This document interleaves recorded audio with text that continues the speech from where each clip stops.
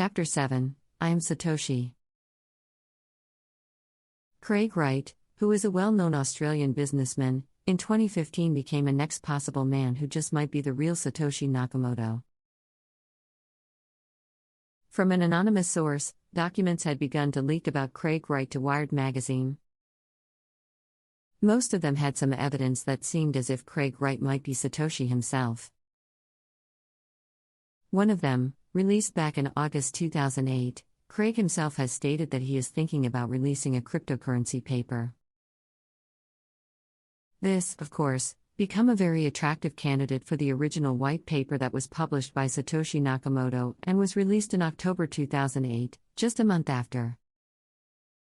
Another leak, that was also issued by Wired magazine, was another statement by Craig Wright, but this one is dated back to January 2009. This time he wrote that the Bitcoin is about to launch.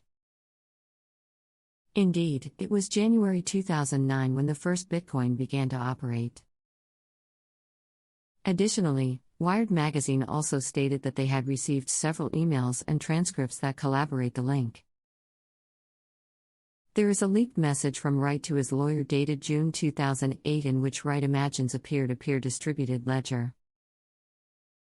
There were many leaks in regard to Craig Wright, especially in the Wired magazine. However, it all changed in May 2016. Craig Wright has stated on his blog that he is now willing to admit publicly that he is Satoshi Nakamoto. This was another turning point, however, people have remained skeptical. 2 days later, Craig wrote on his blog that finally, he would release a series of pieces that will lay the foundation for his extraordinary claim.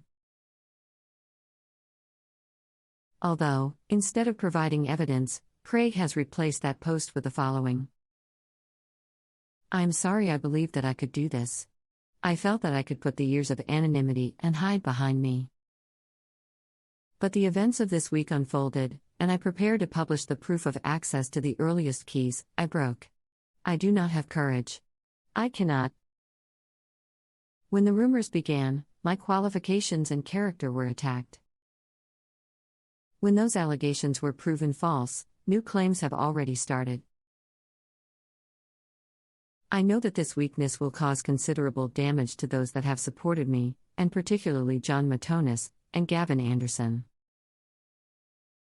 I can only hope that their honor and credibility is not irreparably tainted by my actions. They were not deceived, but I know that the world will never believe that now. I can only say I'm sorry. And goodbye. Because Craig has not provided any evidence that he is the real Satoshi, the Bitcoin community has painted him as a liar. Next, was another fantastic action from Craig. He asked the BBC for an interview. He then explained that he is Satoshi Nakamoto, and he invented Bitcoin. Craig also stated that he would not accept any prize or award for this creation, as he is not interested in money or anything from anyone, and certainly doesn't require any help from anyone. When the reporter questioned him why he was hiding for all those years and how come he has identified himself just now, he had a relatively simple answer. Craig said that he didn't decide to confront the cameras, as this situation will hurt many of his friends and family, as well as his staff members. Next, the reporter asked him what he wanted with the concept of being the creator of Bitcoin, but his answer was that he doesn't want anything, just to carry on working on his projects. Craig explained that because he has created Bitcoin, or published a document for free publicly, so that he can help people, it does not mean that he should become a well-known star, and certainly no one should force him to admit what projects he is working on. Then he added that he was the main person behind the creation of Bitcoin. But, he had helped finalizing it. Next, the reporter pointed out something that most people are interested about.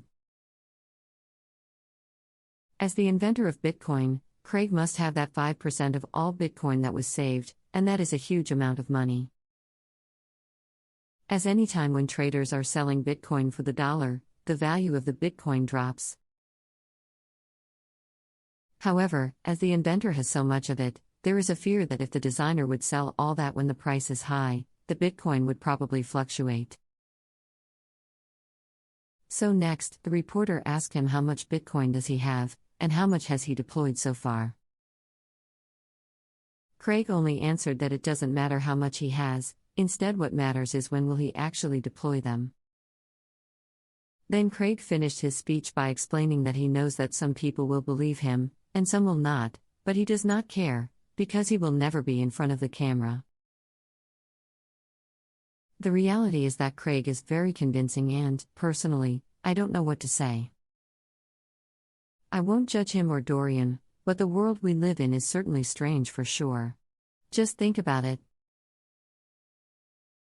First, we expect someone who claims no involvement whatsoever, then we find a man who admits that he is him, and we don't believe him. It sounds like we are never going to find out who the real Satoshi is, right? Craig has demonstrated how he started the first Bitcoin transaction. However, he only allowed one person to see it, and that was a reporter who has no technical knowledge. Average tech gurus are not convinced. Also, Craig has claimed that he never wanted to come out and be in front of the cameras. Still, now that he did it, claimed that he is the real Satoshi, he tops it off with providing evidence that he made the first Bitcoin transaction and has options on how he should demonstrate that proof. One right way to do it is to have someone like a Bitcoin expert see it, who could also verify that he is not lying. His way is a bit fake, as no one can confirm 100% that he is really who he claims he is. So, what's the point? Well, some people have been speculating that if Craig claimed the title of Satoshi, the real Satoshi would be sending a message in some form so he could be tracked down. However, there has been no news ever since from the real Satoshi, like in the case of Dorian. When you think about it, if you were, secretly, one of the wealthiest men on Earth, would you go to the BBC and tell this to the world? Speaking to the world does not just entail being popular in front of average people, it puts Craig at risk, right away, of being targeted by cybercriminals and black hat hackers. So, when you're thinking about someone who is genius enough to implement a technology that will change, in fact already changing the world, wouldn't you think about hackers? As I mentioned, most professionals just aren't convinced enough, therefore, the question remains about who the real Satoshi Nakamoto is.